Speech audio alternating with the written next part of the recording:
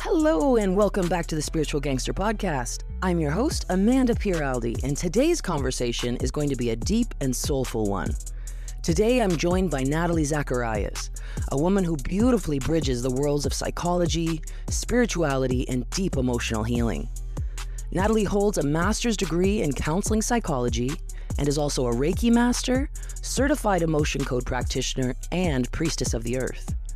Her work explores grief, shadow work, ancestral lineage healing, feminine consciousness, earth-based spirituality, and what it truly means to move through life's initiations with intention and authenticity. Natalie's mission is to create healing that goes beyond the individual and into the collective. And I think this conversation is going to resonate deeply with so many of you. Natalie, welcome to the Spiritual Gangster Podcast. Thank you. I'm so happy to be here. I am so happy to have you. You just told me that you are calling from Bali, which blew my mind. I can't even play it cool right now. That is so amazing. Thank you so much for joining us. I don't even know what that time difference would be. I think you said 9 hours or something. That's wild. It's 9 p.m. here.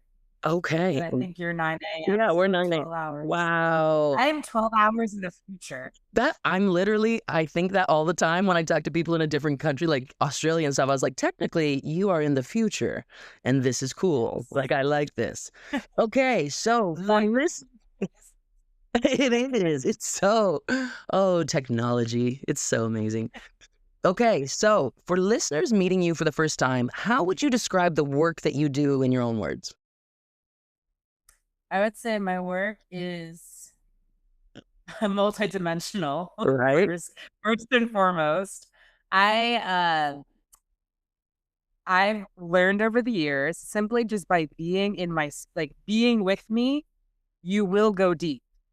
It's not so much about me doing the thing. It's just like the energy that I emanate. I have finally come to terms with it, that this is the truth of growth will occur. Certainly. That's the first level of that multidimensionality. And honestly, I have a smile on my face. I lead with joy. That's like a very that's the root of like my being, my soul. So for those who perhaps are just like, I don't want to go there, at least you're going there with someone who's smiling at you as you're going to transform, trauma, grief, conflict, whatever it is that's like weighing you down. You don't feel it can be scary. It doesn't have to be scary. Right. But it is, we're gonna grow. Like, we're not the work that I do is not for those who are just observing or wanting to stand on the sideline or looking for someone to save them. I'm not interested in saving anyone. I am interested in activating within every single person that shows up their ability to grow and transform themselves. And so, like, in that way, it can show up as tough love in some aspects, because that's what some people need. Yeah, and that's absolutely. okay. And also it can be very nourishing and soft and spacious. So I meet you where you're at. Yeah. And when you're like, when people are like stuck in a story of like, oh, this is reality, like, for example, a person who may be like in victim, like, I'm a victim of all these things, I will gently, and sometimes not so gently, illuminate things that are coming up into my awareness to show a different perspective. And because like you're coming to my virtual temple or my virtual healing hut, you're coming to grow and expand. Yeah. Like, and it's not going to be, it's not a pretty process all the time. Like, no, it's not. No, like it can be painful. It can be quite painful. Yeah. So be prepared. Be prepared. And then now that I've terrified everyone with the evil laugh. No, but truthfully, like, I hold a lot of compassion, grace, and understanding for folks, because a lot of the things that we're transforming and transmuting are sometimes like ancestral stuff that you've inherited. Sometimes they're like deep core wounds, like sometimes it's like the collective, like what's happening in like humanity. We live in a crazy world. Yeah, it's A thick. It's lot. deep. It's really deep. Yeah, Yeah. And so it's like I'm interested in liberation. I love that. That probably could have been an easier answer for No, saying I that. love it. It's beautiful. So Is I wanted to ask you, so like you hold both clinical training and spiritual training. So like when did you realize that those two worlds were meant to work together for you? This is my favorite story. So I straight out of college, undergrad, I went into the corporate world. I was working at a pharmaceutical company, which is really funny to think about. Yeah. But I worked at a pharmaceutical company for 6 years, a very well-known company at this point because of stuff that they created. Um, but I won't go into that. But, and I'm not throwing shade at them. It was a really great place. Like Right, I absolutely. worked with amazing people. Like it was a good time. But when I was there, I realized I'm like, oh, this is not what my life is supposed to be for the rest of my life. Like this is where I am now. And my boss was even like one of my champions of like, Natalie, you're not meant to be here forever. You should go back to school. Like go, she was a lawyer, so she wanted me to go to law school. And I was like, I have no interest in that. I was being really stubborn because I had an undergraduate degree in psychology, but I didn't want to be a psychologist because I knew psychologist as like you sit on a couch and I'll tell you about your life, and that just never like that. What that didn't sound interesting. No. It's not my vibe. Yeah. But what was happening all the time in the 6 years that I was working there with all these attorneys is I would go into an attorney's office to talk about a project or whatever, and then an hour would pass and I would be helping them process some emotional conflict, something that was happening in their life. And I'm like, I'm not getting paid enough to do this. I'm like, I really should probably consider going back and getting my master's in psychology. However, the thing is that again, I didn't want to do that the way that I was being like, because movies and stuff like that. That's the way that I was seeing that what therapy or what psychology was looking like, and my experiences in like school psychology and stuff like that. I um also was reawakening because as a child I knew spirit. Like I would see spiritual elemental beings and knew about past lives and like this is like at a very young age. Like I remember telling my dad, like straight, like serious face, I was a tiger in a past life. And he kind of looked at me like, okay. And just like kept it moving. And I would oftentimes feel like I would see, beautiful beings and I would see terrifying beings. And I was always told, oh, it's in your imagination. It's your imagination. You get told that long enough as a child, you Yeah. start to believe that and you start to shut off those abilities to see. That's what happened to me. And then when I was starting to awaken at a very slow pace at that point, but had my spiritual awakening wasn't like, oh, this is the moment. It was kind of like I was born this way. There was a moment of darkness, and then it was like the light started to shine again. And then I started to have a little bit more understanding of like, oh, this is what's happening here. Okay. So I was like, all right, there has to be a way that spirituality and psychology work together. Like that would be interesting to me. And so I remember telling my mom's, a friend of my mom's who's a school psychologist, she's like, yeah, Natalie, it's holistic psychology. And I was like, oh, okay. Okay. Didn't know that was a thing. And she's like, yeah. And her daughter was living in San Francisco at the time. She's like, you should go visit, my daughter because there's a school out there that they teach these things. And I was like, okay. Went out, checked out the school. I was like, oh, interesting. Okay. I'm going to look into this. So I looked at a few different schools, but I ended up going to San Francisco. So I quit my job after 6 years working there, sold most of my things, like pretty much everything, my car, my bed, like everything, sold it all, and moved to one of the most expensive places to live in the United States to go to grad school. Everyone thought I was crazy. All the attorneys were like, really? You should look at grad school in a cheap college town. And not the most expensive. Not the most expensive one. It doesn't work that way. Yeah. But I was very much I've always, even though I was in that moment I was telling you about like darkness and I wasn't like paying attention, I always listened to my intuition. That had never steered me wrong. And so my intuition when I went to San Francisco was like, here, This is it. nowhere else, this place. And so I was like, okay, like just gonna go on faith and hopefully, housing's hard to find, like all these different things. But I was starting to learn, oh, if you go on faith and you really like you go all in, Yeah. things show up to support you 100%. in a big way. In a way that you couldn't even have scripted it yourself. And that was like my experience in San Francisco was like a what's that called? When you're it was like a strong learning in that. That's not the word I'm looking for. Like an aha moment? No, it was just like a what's Knowing? it called? No. Gosh, that's gonna bother me, this word. That's okay. I'm gonna release it. But it was just like a very like that moment of time was just constant lessons. So I was going to school. I thought I was just going to go to get my master's, but unbeknownst to me, while I was in San Francisco, I got introduced to a lot of different communities outside of the classroom that were spiritual communities.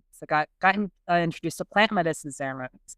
I got introduced to these elders and these indigenous lineage holders that, sweat lodge and fire ceremonies and full moon ceremonies and divination and like all these things that I just, I was living in Jersey. I didn't have that. I knew energy work. That I knew there, but I didn't know all these other things. There's so many levels. I didn't know kind of, but not like this. I just thought it was like for a few people that get to experience it. My world got blasted open. So then I was in school getting my master's, and then outside of the classroom, I was like basically in a spiritual school, like not in anything that I planned, but it was very much of damn, I'm still trying to remember that word. That's so funny. Okay. But it was like a very short period of time. It was about 3-4 years, felt like 20.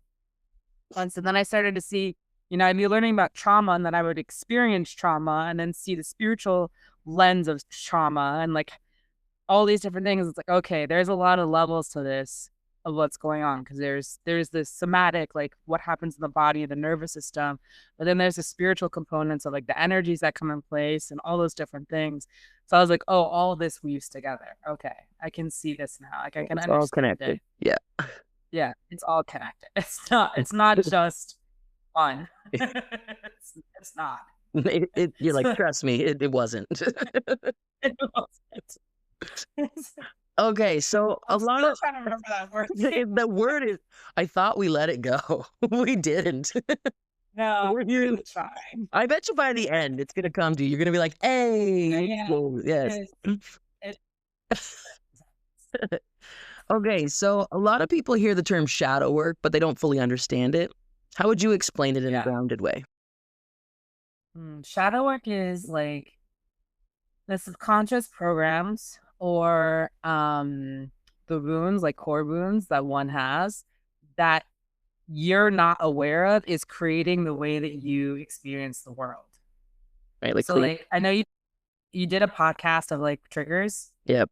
And triggers for me are a doorway. They're like, if something's poking at you and you're triggered by it, that's information. Yes, that's information. That's information. The doorway, you open the doorway, you go inside, and you look at where's this trigger leading. Because oftentimes when we get triggered, focus on the external thing that's triggering us, and you're like, oh, you're bad, or you're doing this to me, or whatever. You can choose to do that. That is a choice you have. It is a choice. It is a choice. You're not going to have a lot of power in that choice, but it is a choice. Yes. But if you do the other choice, which is to look like, oh, I'm getting triggered, I'm having a response to something here. Let me go look at what's coming up to the surface inside of me. That's like screaming at me for attention. Right. That's shadow work. Okay. Shadow work is looking at the stuff, like looking at, if you're a person who's like very judgmental, for example, you're just like judging this person for that, judging that person for that. Like you're just constantly judging. That is indicating that you are your number one judge. Yeah. Oh, absolutely. We all have that one friend or know that one person who's super judgy, and it's like, you gotta look a little deeper. Look inside. Why are you triggered by that person wearing a crop top? Or, you know what I mean? Like, why? Like, Yeah. let it go. Let it go. Okay. That's all shadow work. Like when people talk about like love and light, the thing that's very dangerous about that is that they don't like not everyone talks about love and light. And don't get me wrong, I like love and light. Yeah. However, it needs to be balanced because if you're not looking at your own shit, you're gonna be projecting that into the spaces that you're holding. 100%. Like I've been working on myself and looking at my shit for years. And I plan to continue to do that for years till my last breath. Yeah, it's Because I'm aware that if I don't do that, there's going to be stuff that I'm not looking at that's in my blind spots that are going to be wreaking havoc in the spaces that I'm holding. And it's a responsibility as anyone who's holding space for healing to look at those things. absolutely. Absolutely. Oh my goodness. So, what have your own dark nights of the soul kind of taught you about healing? Ooh. So much. You're like, wow, I just took a trip. I know. You can't see me right now, y'all, who's listening. But my face is like, dang, there's a lot. I'm like, where do I start? Oh, okay, I'll start with this one. So this is I used to think, oh, so cute. I used to think that healing was like a linear path. I Oh, was like, you still go, like, I know, so sweet. I wish. I wish. I would.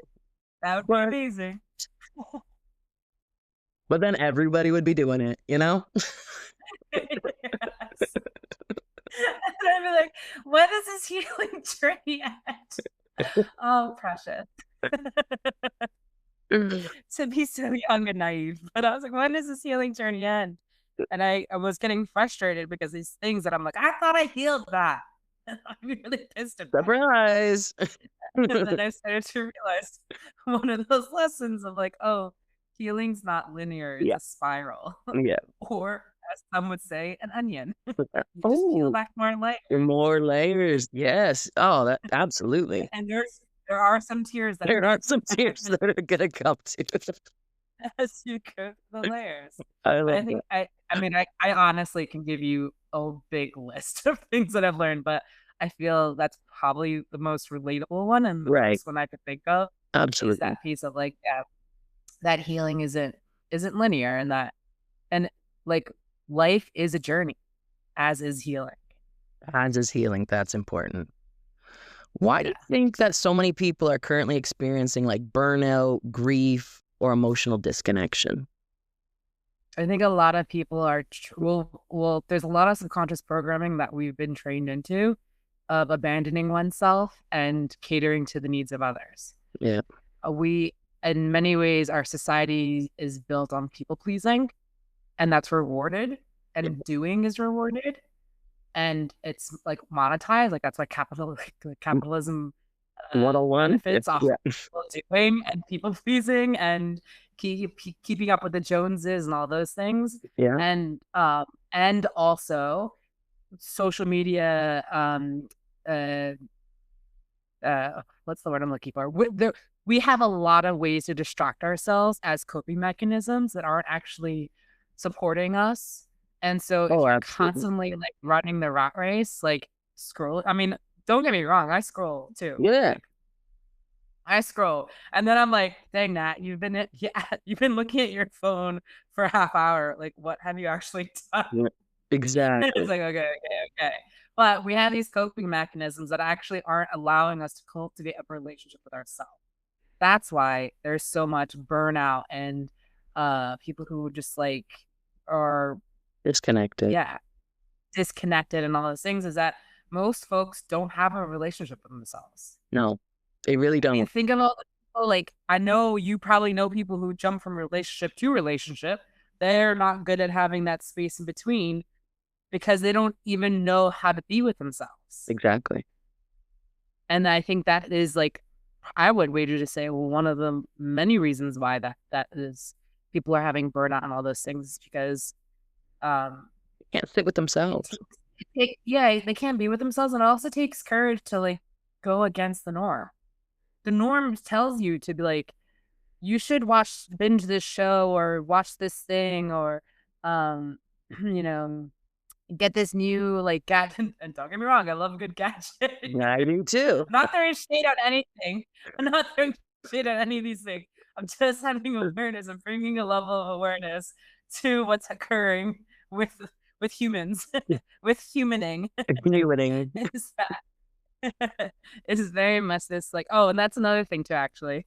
I say humaning because one of my professors that Eduardo Duran, he's a brilliant, brilliant man and healer and psychologist. He has a book called Healing the Soul Wound.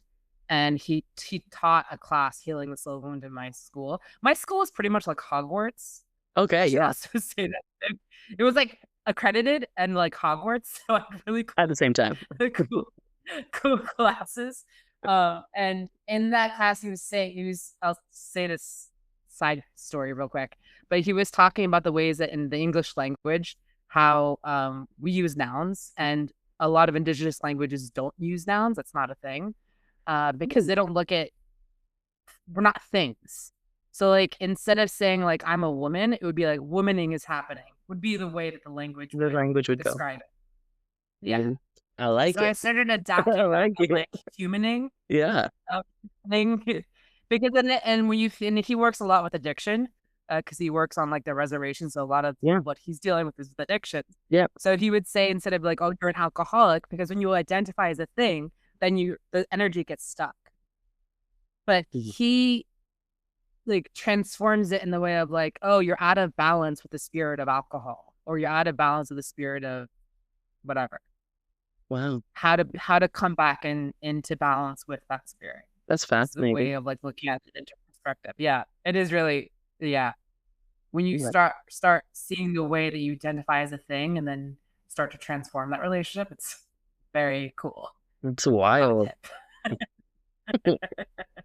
So, in your experience, what's the difference between intellectually understanding healing and then truly embodying it? Intellectually understanding it, there's a way that you can bypass a lot. Yes. You know? And then embodying it, you can't bypass that. Yeah, but there is no bypass. You're in it. Do not go. Although I will say there is this fascinating there is this fascinating like branch that happens where people think they are embodying healing but are actually bypassing. And that would be people who are constantly an example of this would be people who are constantly going to plant medicine ceremonies but aren't actually integrating the things that they're learning there in a very like, they just go like every weekend to another plant medicine ceremony, or maybe every month. I don't know what it is. Yeah. But they're not integrating it into their everyday life. But then they're adapting this like persona of a spiritual. I mean, there's really funny skits you can see on Instagram of like people acting out these personas that one could embody. I mean, I see it. I'm here in Bali, like it's very easy to you can see it on your mat, and you can see folks who are in those personas. And again, and I'm not trying to throw shade at people. I'm not judging them. I have compassion and understanding for that.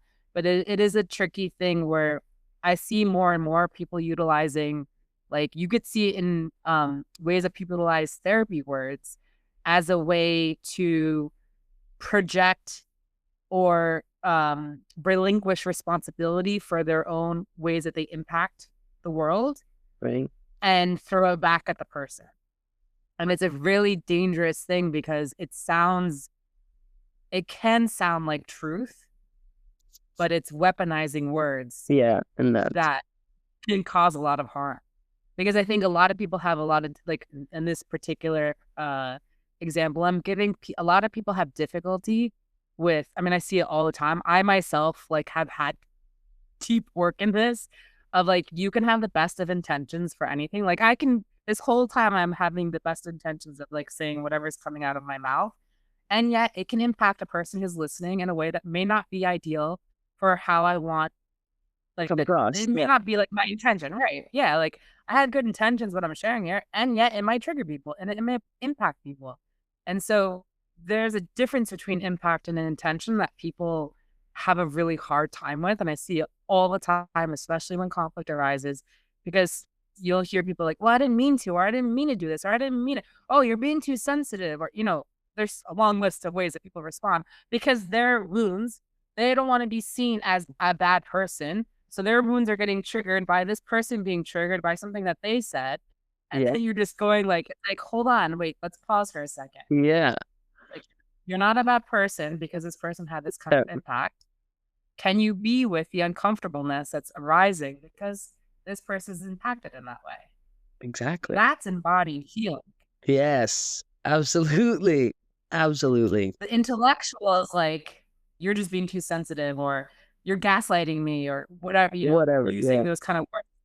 The intellectualizing of healing could show up. Okay. So you've trained with indigenous elders and wisdom keepers. What are some of the biggest lessons that those teachings brought into your life?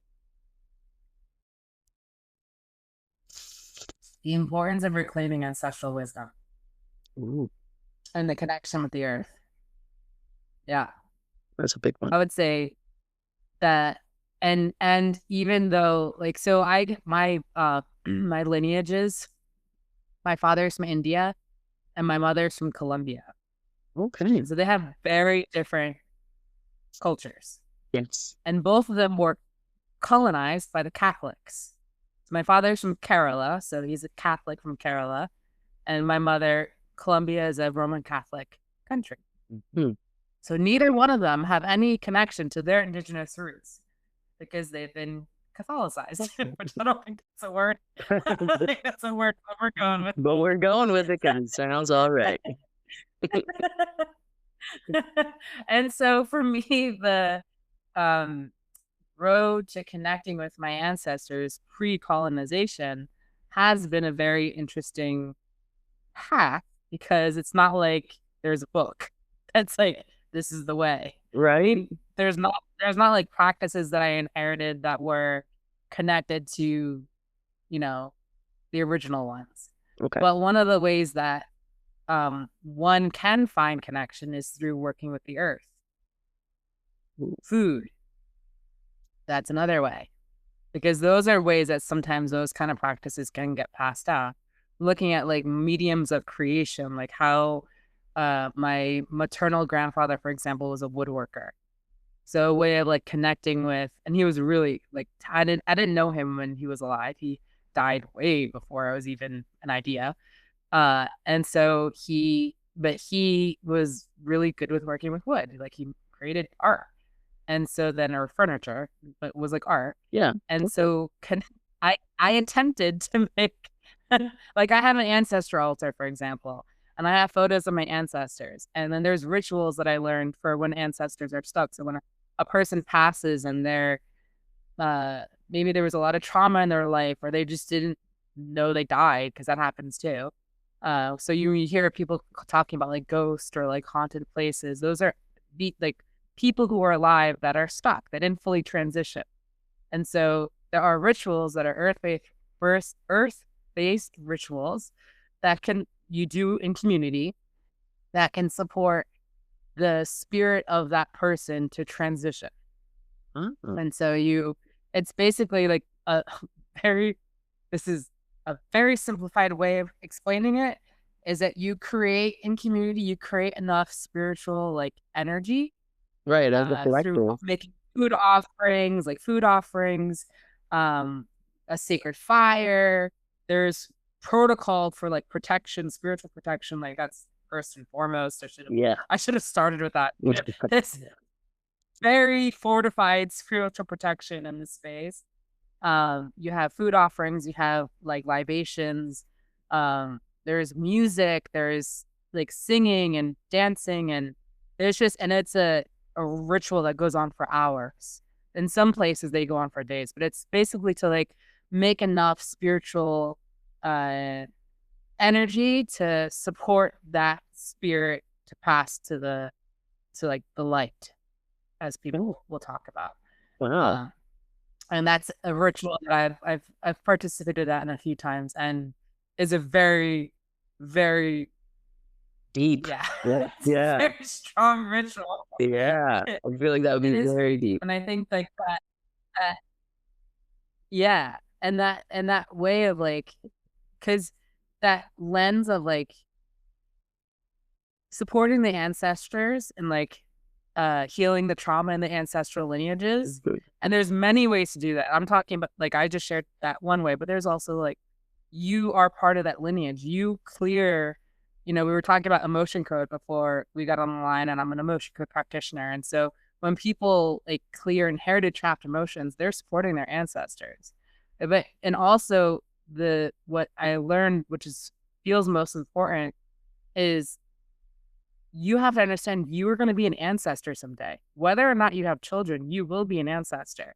So having that mindset, that's one of the probably the greatest lessons I've learned from these elders, is like understanding like you want to be a good ancestor. Like you're alive now. So That's a beautiful way to think of it. I don't think I've ever thought about it like that. Like one day I will be an ancestor. Like I never have connected that. Thank you. Yeah. And so that's why that connection with the earth is so important, and like, and looking at the ways of like, oh, how am I out of balance with nature and with life? And again, this is whether or not you're having children. Like some people have the choice to not have children. You still are going to be an ancestor. Yeah. We're all related. Like I know we like, some people drink the juice of like, oh, we're all related. Like stop it. Stop it. Related. Stop it. We all have a responsibility to be good stewards of this earth that we're living on. It's like the purpose of humanity is to be stewards and to like caretake for one another as well. And so having that understanding of like the actions and choices you make now are going to affect 7 generations forward, because the actions that your ancestors 7 generations back made have affected what's happening now. So be a good ancestor. Yes, absolutely. Don't continue to perpetuate the trauma and the wounding that has already created what's collectively occurring, Absolutely. That was, Sorry, I feel like that was a little aha moment for me. I was like, I'm going to be an ancestor. It's like, I love that. Okay. You start relating to life. You really do. Now that I feel like as you're talking, it's like wheels are turning. It's like, I'm not going to be the same after this call. I told you. You did. That's what happens. I did warn you. You fully did. So I want to know, what does it mean to be a priestess of the earth? Exactly what I was just describing. Yeah, that kind of stuff. Of like, yeah, like very much like I'll add to that as well, of like understanding that the Divine Mother has always been and will always be, even though many institutions over periods of time had tried to like snuff out the wisdom. And I'm being very gentle. You are being so gentle. Like, you don't necessarily need to hold back, but I think I'm like getting hot. I'm very connected to volcanoes, so like the spiritual energy comes through strongly. It's like, and so I'm like, woo, I'm getting it's hot in here. But to be a priestess of the earth is to be in alignment with the Divine Mother. And the Divine Mother is the creator of all that is. Institutions that we're all familiar with try to snuff her out in many ways and have taken out a lot of her followers over the years. However, anything that is out of balance with the Divine Mother eventually is going to have its death cycle, because that's just the nature of being out of alignment with life. And so the truth, like the wisdom and the teachings of the Divine Mother has always been and will always be. And that's what a priestess of the earth is a keeper of that wisdom and a reclaiming of the ways of the Divine Mother. Beautiful. Which is inclusive for all, just for those, just so because I was having this conversation with a good friend of mine the other day of like how funny it is that people are like, because listen, I used to be like, down with the patriarchy, Yes, I definitely have said that. My sister and I have an ongoing joke about that. It's However, However, yeah, the matriarchy or the culture of the mother that is very much alive and very much it feels like she's just growing and expanding more and more isn't about taking out men. It is about like every organic life force being in harmony with one another. It is inclusive, it is regenerative, it is abundant, it's life. And that's all I have to say about and that's where I'm gonna leave it. Okay. that. So, for someone curious about Reiki or energy healing, but they're skeptical, what do you want them to know?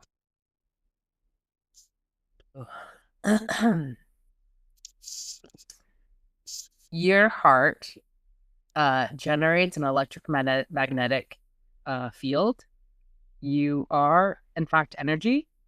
For most basic science classes, I feel, I mean, I hope they still teach this. There's protons and neutrons. Protons, and that's what we're made up of. Yes. And we are Can be those are the destroyed. Yeah. Yeah. building blocks of atoms. Yeah. Energy can't be destroyed. It can only be transformed. Yeah. They're very, I think they're basic science principles. I think so too. And therefore you are energy. Maybe it'd be hard for you to conceptualize that because you see a physical being. But if you're able to like look at the quantum level of the being of who you are in fact energy. Yes. Your emotions generate energy. You experience like the world through energy. Music generates energy. Like everything that you're in contact with every day of your life, there's energy. And so Jesus taught about energy healing. If you remember laying of hands, when I was a senior in high school, I did a senior thesis report on how nurses and nuns were utilizing Reiki energy healing in their work. Love that. So there's that. So there's that. There's actually, if you look in the Bible, there's the gifts of laying of hands, prophecy. I know there's other, I just can't remember because I can't quote the Bible like that anymore. But there are gifts that people have that come from the Holy Spirit, as the Bible says. Absolutely. And that is a very edited book from the truth of what it originally was. And it's still in there, so it's still in there. So no, but all jokes aside, I mean, right, I'm being very cheeky tonight. But the Reiki energy healing, those different practices, they're in alignment with love. Like if you really were to like at the most basis of what it is, it's love. Like people are remembering that at our essence we are love, and when one is channeling those energies, it's with the intention of channeling love, because a person you can't do those practices and not be in alignment with the Divine Mother. It's basically what I'm trying to say. And so those energy practices are ways to channel in love and like good energy into your being. And also, as a person receiving, you get to choose whether or not, even as you're receiving it, you get to have discernment and choose whether or not you want to receive. Absolutely. That, like you're not at like the whims of the person who is working on you. Right. And I think that's actually a really important thing for people to remember, because we oftentimes we give our power away. Like I saw a video the other day of a person talking about a massage they received, and they were getting like pulverized, basically. Which I like getting pulverized in a massage. But this person was, I think, quite uncomfortable the way that they were receiving it.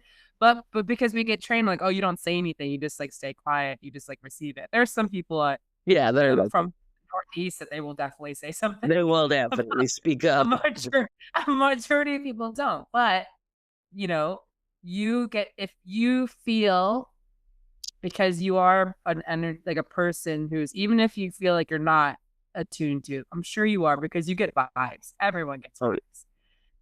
If you're not like vibing the person, it's okay. It doesn't mean that they're a bad person. They're just not a resident. Yeah. So you get to choose like, oh, I don't want to continue working with this person. I never get offended when people like choose not to work with me, because I'm like, all right, it's not a vibe. It's not Hey, we don't align. We don't I don't align. want people who don't want to be with me. Yeah. No. I want to be with people who are like excited to be here. Yes. If it's not, that's okay.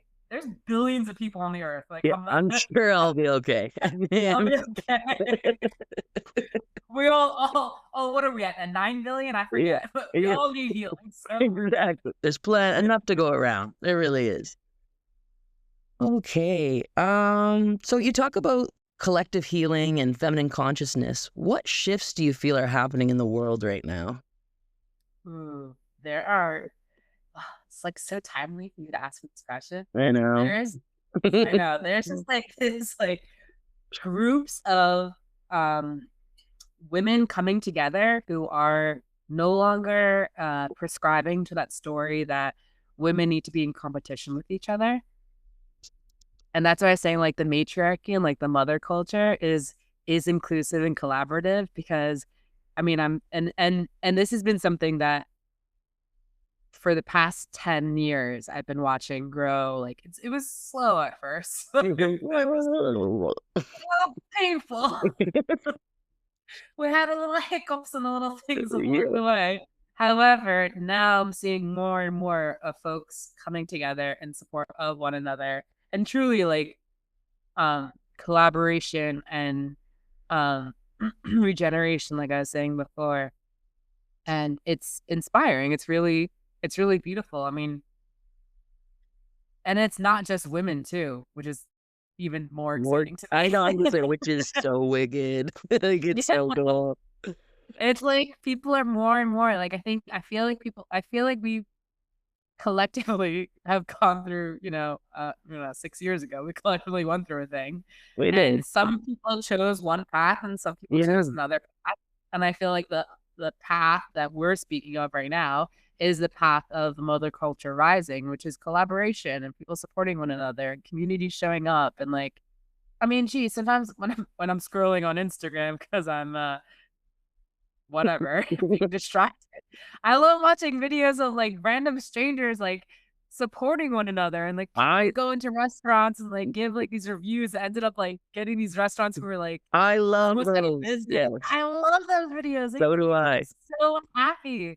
I'll probably never eat in those restaurants because I'm not there, but I get so excited. It's so exciting. Like how these like like these little simple acts of kindness that people are doing. It's just I'm so enlivened by seeing it more and more and more and more. At a time where there's a lot of fucked up shit happening. Yeah, like, there really is. A lot of mess. Like, I mean, not for nothing, I knew a lot of the stuff that's being disclosed to the greater public. I can't even say the words. Greater public. I knew about those things years ago because I've sat with spirit in ceremony and in divination, and they were disclosing those things 10 years ago. Wow. Like really horrific things that are coming to the light, That's wild.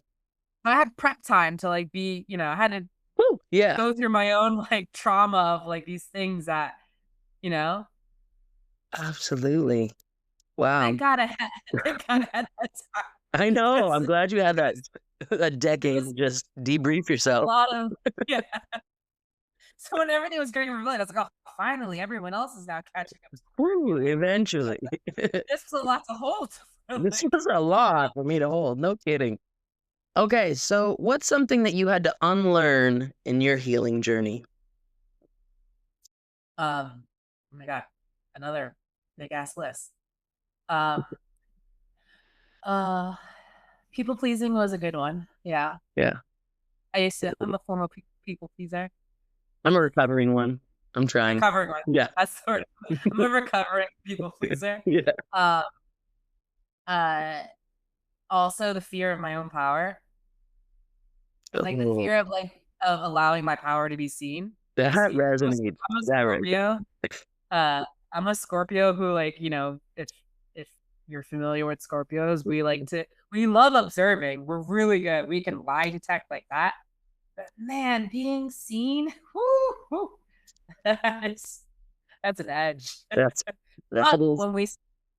when we step into that, because it comes because like many Scorpios have impersonated and like taken out probably many lives for being in their power.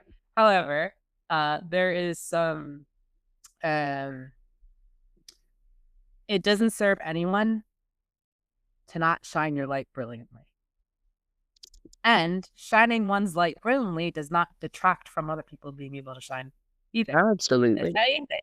It's like you have like a pack of matches. You light up the match, like you are a match that gets lit up in the pack.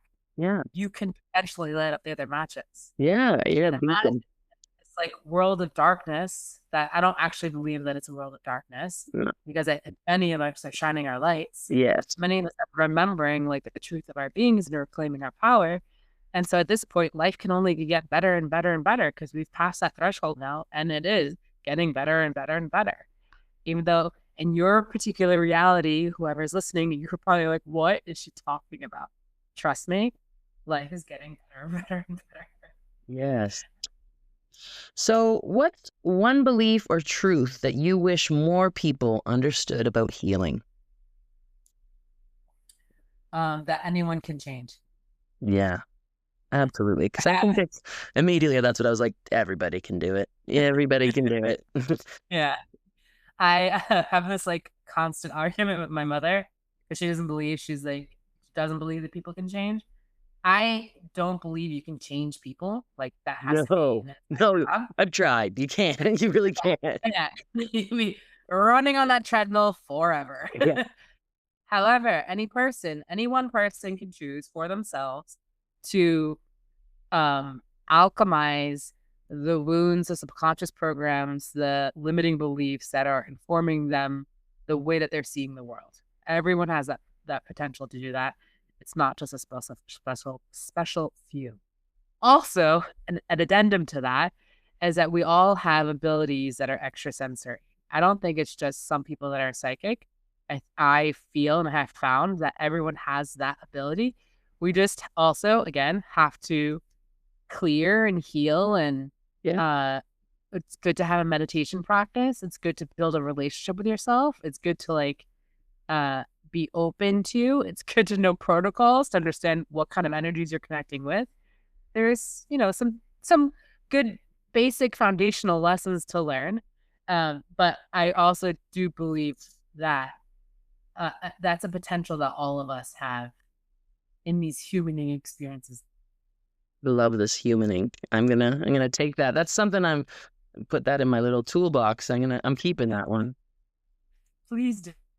Okay, so what does protecting your energy actually look like for you in real life? Ooh, that's a good one. I meditate daily. That's like the start of my day. I meditate daily. And I do that because I clear energy. Like I literally, my meditation practice is clearing negative energy in my field and like connecting with like positive energy into the field. I'm aware of what my expansiveness is. Like I go out in the world, I'm aware of where I'm at, like how much capacity do I have at any given moment to be with. Because sometimes like boundaries, heard of them? I'm familiar. I had this like amazing director at this clinic I worked in when I was doing my practicum to be a therapist. Because I was going down the licensure path, but Spirit directed me otherwise instead of going a different path. But at the time, I was on the licensure path to become a licensed MFT, marriage and family therapist.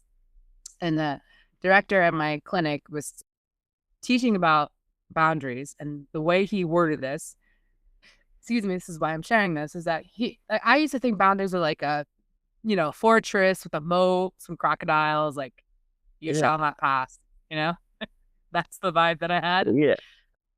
he transformed the way that I looked at it. He's like, boundaries are where you choose to meet the world. Shout out to Give, that's the teacher. Give is amazing. Can you repeat that again? That was good. Yes. Yeah, no, I will. Boundaries are where you choose to meet the world. Meaning, I am this humaning version of Natalie in this moment. My boundary in contact with you for this podcast is like quite close. Like I have like a capacity to be in this conversation, like the flow of energy is like, I feel that's where my boundaries at. I'm open to this. You know, earlier today, my boundaries probably were like a little bit outwards, like meaning I needed more space from the other humanings that were occurring because that's just where my energy field is. It's not a judgment on anything. It's not like I'm protecting like my precious or anything like that. It's literally like in that moment, that's where I was at. And so, I was out in the world and I was like, okay, I think I'm complete here. And then I came in and I utilize water. I mean, I'm a water sign, so water is a way that I clear my energy too. So when I shower, I imagine like anything that's like in my field that's purifying, right? Yeah. Yeah, like simple. Emotion code. If I'm feeling triggered by a thing, I'll look like, okay, emotion code. Let me see if there's any emotions that are needing to be cleared in this. I have practices of energy clearing every single day. Like it is just like brushing my teeth. Like I look at it's energetic hygiene. It is important. Everyone should have it, or should have a practice of it and diversify it because it would be really boring. I mean, I do meditate every day and that's not boring, but it would be boring with all the other stuff. Like, right. Singing, for example, is a way that I move energy. Dancing for some people might be a way they move energy. Mm-hmm. Creating something, like I was creating, I had this vision of this thing that I'm working on. And so I've been like trying to like create something, right? I'm not going to show you. So don't bother asking.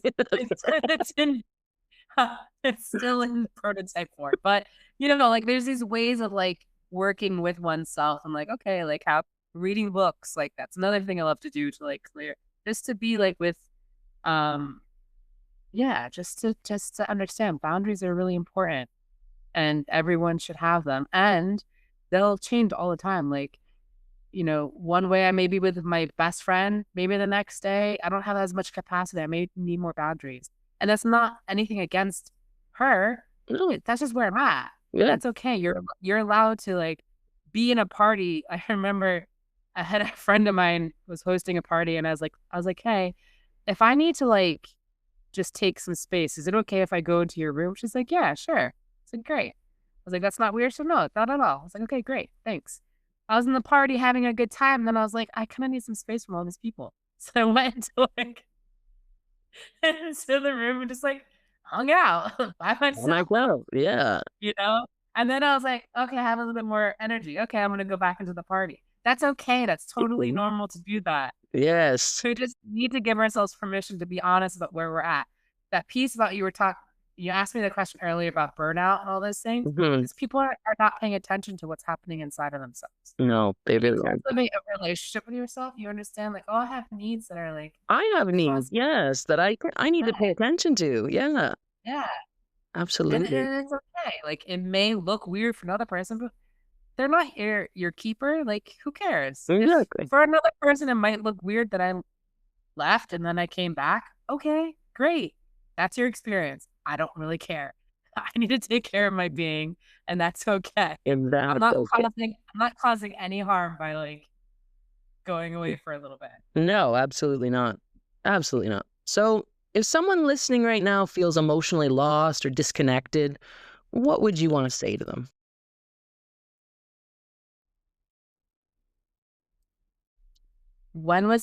There's like two things that come at the same time. There's this, I'm trying to remember where I heard this from. I think it's my friend who's I'm pretty sure I heard this from her. She's an initiated diviner, and she was initiated by the Dagra people in West Africa and Burkina Faso. And if I remember correctly, she's the one who told me this, that her teacher, who was from that tribe, would say when people were like feeling like depressed or like sad, that something that the medicine people would say is like, when was the last time you danced? Like, just a question, like, when's the last time you danced? And so then my question would be like, when was the last time you did something that brought you joy? Not for making money, No. just for the simple act of like, to experience joy. Right. Ah, That so that puts it would be into my first question. perspective. Yeah. Yeah. It's important to like, um, it's important to be honest with yourself about where you're at, Mhm. right? Yeah. And then it's also important to cultivate joy. Like, we didn't, just because we're not children anymore, doesn't mean that we had to stop playing. Right. Like, one of the one of the phrases from so my friend who's a diviner, she channels these elemental beings. They're wee folk. They're a nation of wee folk. They're called the Cantumblé. And wee folk could be like the Fae, the elves, the Huda folk, the Menehune. Those are all nations of wee folk. And they're elemental beings. I just open a can of worms. I'm like, we're at the end here, Natalie. We don't even have. I know. I'm so sorry. I'm so sorry. They're just like kind of poking at me, like, "Hello." That would be for another episode to talk about that. That's a whole other thing. But one of the wisdom, the words of wisdom that they share, is that play is prey. So Yeah, absolutely. it's important to play. It's important to have like to cultivate joy. Yeah, to be jovial. Like, I love that. I'm the silliest of sillies. I already got my sillies out this morning with my son being a goof, and like, that's just what we do around here. That's just what we do. It's important. It's just like, what's the point of life if you're not at least? And again, don't get me wrong. I've been in my moments where I'm like been in darkness. Like, we didn't even go into that. Like, I've experienced like some dark. I've experienced some dark shit. Like, I've been, yeah. Been in It it. was a long chapter. But at the same time, you know, I would say even to like even when there's darkness, there's still light. Yeah. Like, everything, what I'm meaning is everything is cyclical. Like, everything has a cycle. So even if you're in that space of like, I've been here for so long, well, congratulations, you're about to have a different cycle. Yeah. You're about to have a different experience. Like, nothing is forever. Everything is always changing.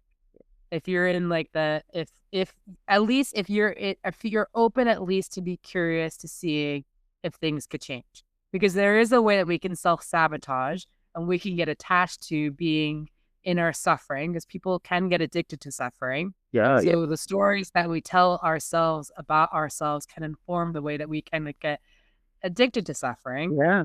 And therefore we can get stuck. We can create a perpetual like forever darkness. Wow. You know, we could do that for ourselves. Right. I don't want you to. Yeah. Let's not do that. Let's not do that. Let's liberate ourselves from those addiction to suffering. And you don't have to do it alone. Amazing. So where can listeners connect with you and learn more about your work? Let's see. There's a lot of places. I'm on Instagram. That's probably my most active like social media place. It's Tending Your Spirit on Instagram. Okay, I'll put this all on. Okay, I'm gonna put everything you say. I'm gonna put it in the show notes. Yeah, I'll make sure to message you with it. Yeah. I have Daughters of the Milky Way podcast, and Daughters of the Milky Way is the Instagram account as well. If you want to work with me, you can go to heal.me / tending your spirit. Again, that will be in the show notes. I do one-on-one group. I do one-on-one and also group work through heal.me. That's how you can get on my calendar. And I have a website, www.tendingyourspirit.com. I also have a YouTube page where there's some videos that I've done over the years on there, also Tending Your Spirit. Oh, fantastic. I'm trying to remember if there's anything else. Oh, I have an online shop where there's some pre-recorded programs and trainings that I've done, that I've created, that are on there as well. Oh, phenomenal. One of the trainings is around conflict. The other one's around ancestral healing. Ooh. I'm trying to think if there's anything else. That's all I could think of. That's all she's got, folks. That's all she's got. Well, I must There say, may be more in the future. there probably will. Let's be real. Probably. There you go. Well, Natalie, thank you so much for being a guest today. This has been such an enjoyable conversation.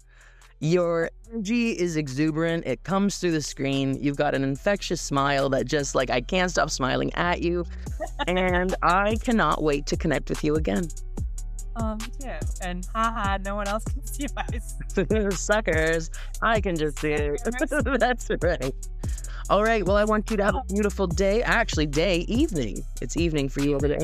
So, yes, so you have a wonderful sleep, and I can't wait to connect with you again soon.